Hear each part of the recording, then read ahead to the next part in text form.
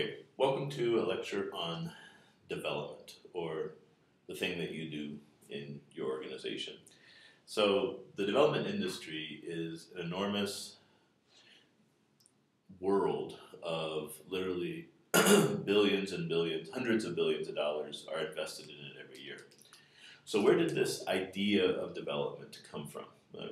Right now we have literally millions of non-governmental organizations, we have CBOs, we have NGOs, we have PhDs and master's programs that talk about development.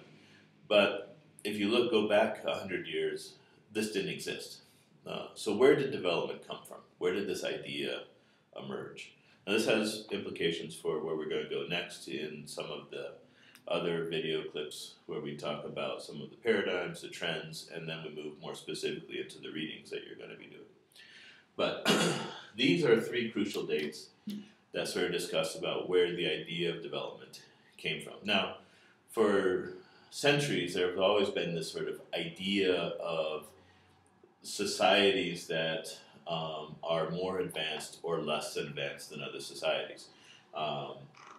So there was this Emile Durkheim, who was a well-known sociologist, first sort of articulated some of these ideas in some of his writings around social density. And I won't go into those today, but basically the colonial Europeans used this idea of advanced societies and less advanced societies to sort of justify why they could do what they did to Africa, for example. So let's say you have, I think this looks like Africa over here, and you have Europe over here, and the Europeans viewed themselves as being, and here's Italy, I guess, and Albania's over here, but the Europeans viewed themselves as being sort of ahead on whatever sort of phase of society that they were, and Africans were sort of seen as being farther back. So a European would have said their society was here, and the African society was back here in a more of a primitive state. But while this idea of farther along and not as far advanced or more powerful, less powerful civilizations has been around for a long time, the idea of actually doing something about it, of sort of intervening and speeding up the advancement process, as it were, is a relatively recent. I would say since World War II, basically. So 60, 70 years. That's as long as this idea of development has been around. So what happened, why did this thing sort of emerge after World War II? Okay, 1929, that's one of the first key dates. Now, for those of you who are historians, there's a lot of stuff that happened in 1929. The thing that I'm looking at is the Great World Depression.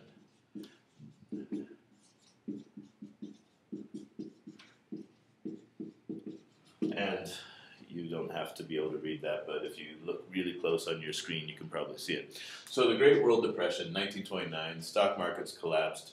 The entire world went into sort of an a significant economic depression. And one of the key things for why the world went into a significant economic depression is that countries would take out loans from other countries and then defaulted on those loans.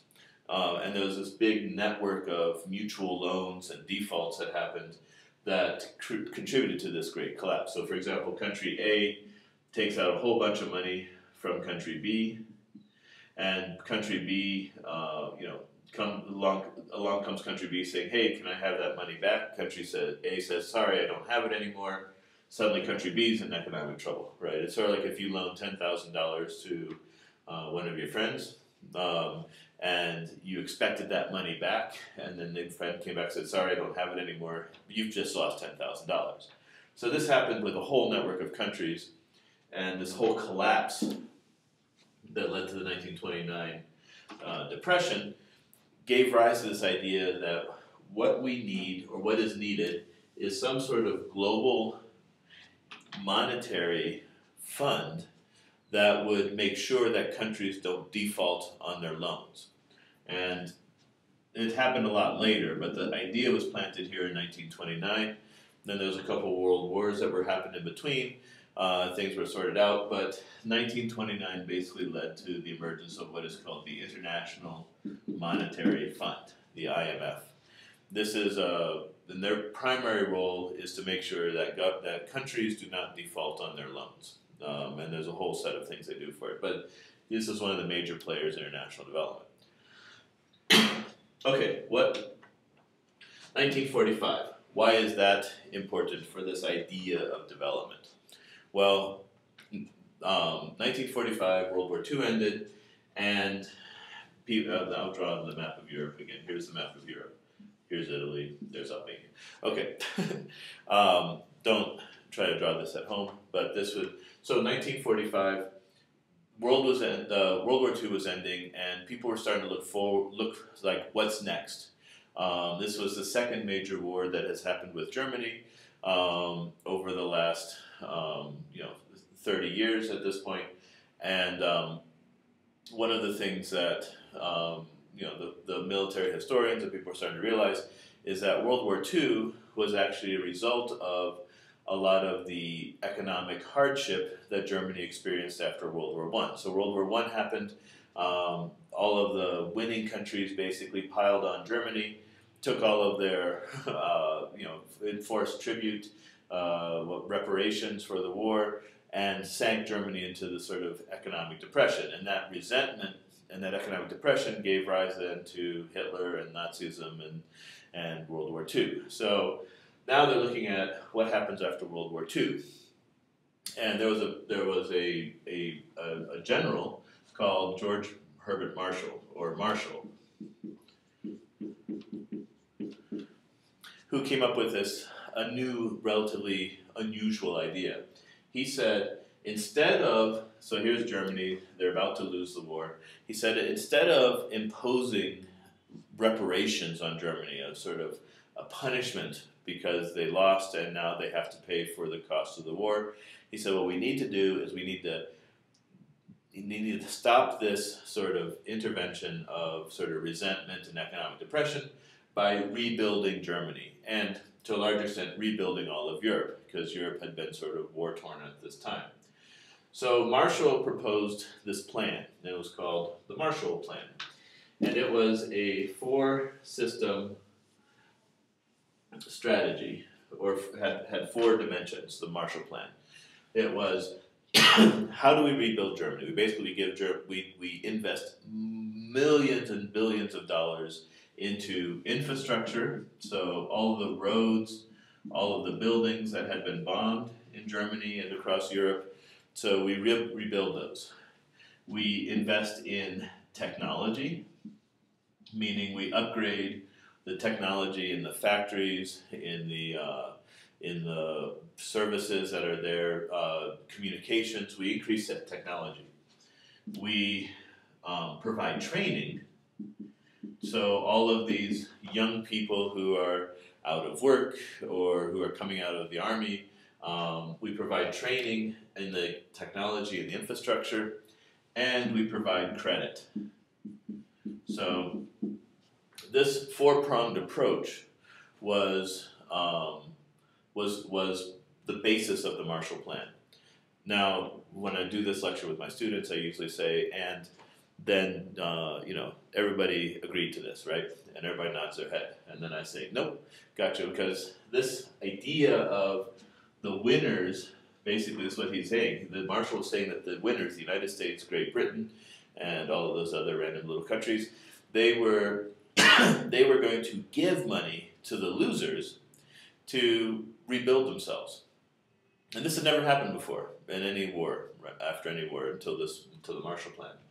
And so there was a lot of sort of criticism, laughter at this idea that the winners were giving money to the losers. And there was actually a movie and a book that came out right after this Marshall Plan was proposed.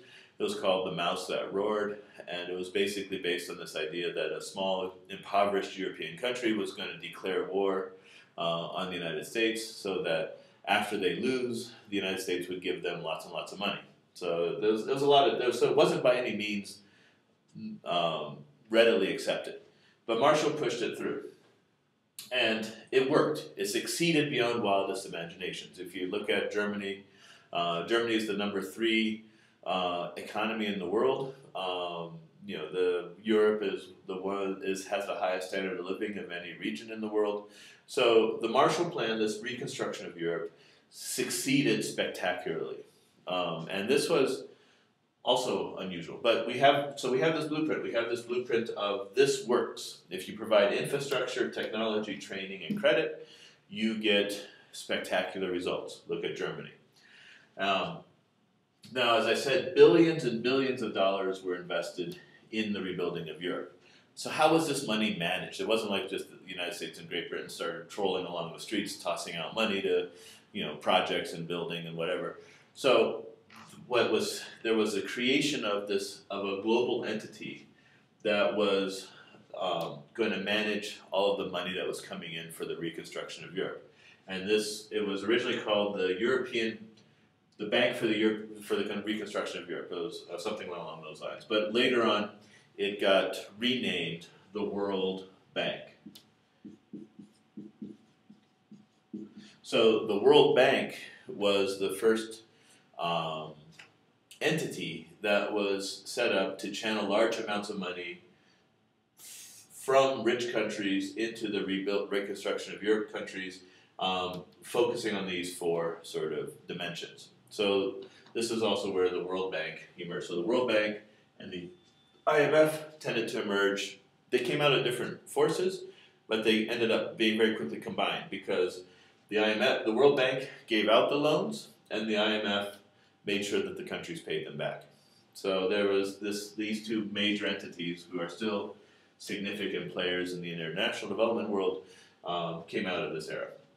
Okay, so far we're still not into development yet, though. Remember, these are the ideas around European countries. It wasn't around development. It was around sort of the IMF was around making sure the European countries paid back their loans to each other, and the World Bank came out of developing these things to rebuild Europe. Right. So we're still in Europe. We're not doing development yet. We're still in Europe. So when did development as this idea emerge from these sort of foundation? Well, that's my last dates there, which is 1960. So what was significant about 1960? Well, 1960, I want to see how much, I've been okay. In 1960, Nigeria, Ghana, and a number of other African countries gained their independence from Great Britain. So from 1960 to 1976, the continent of Africa went from being entirely divided up into colonies between the major powers of Britain, France, Germany, Italy, etc. Going from that to having something like 54 independent nations. So there was a tremendous social transformation in this sort of period here. 1960 was when it sort of kicked off, though. Let's take a country like Sierra Leone, typical country that gained independence around this time. The country of Sierra Leone, at its independence, had 4 miles of paved road in the country. It had 1 college graduate. So the entire country, the entire population, there was 1 person who had gone to college. So the Europeans looked at the African continent and they said, "Wow, what is Sierra Leone missing? It doesn't have infrastructure. It doesn't have technology. It doesn't have people who are trained, and it has no money. What can we do to help Sierra Leone?" And say, wow, okay, where did we hear these words just before? Infrastructure, training, technology, credit. And if you said, oh, this sounds like the Marshall Plan, that is exactly right. So when development first emerged, it came out of this idea. They looked the developed world, the European nations, and North America and so forth, looked at Africa and to some extent Asia and Latin America, but it's really coming out of Africa, looking at these countries and said, what they need is the Marshall Plan for these newly emerging nations. And so this term emerging nation was given to a lot of these former colonies that were now becoming sort of full-fledged independent nations. And the way that these rich nations were relating to them was on this idea of exporting the Marshall Plan. Oops, I hope my computer went funny. Hopefully I'm still talking here. So this is where the idea of development began, was with this sort of inception of exporting the Marshall Plan from Europe to Africa, to Asia, and to Latin America to some extent. So now that was the idea of development.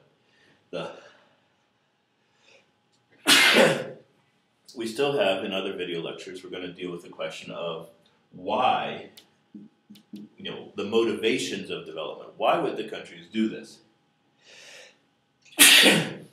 Sorry. And then we'll also come to a little bit of an overview of who are the players in the development scene right now. But those will be different lectures. This was basically to outline, where did the idea of development come from?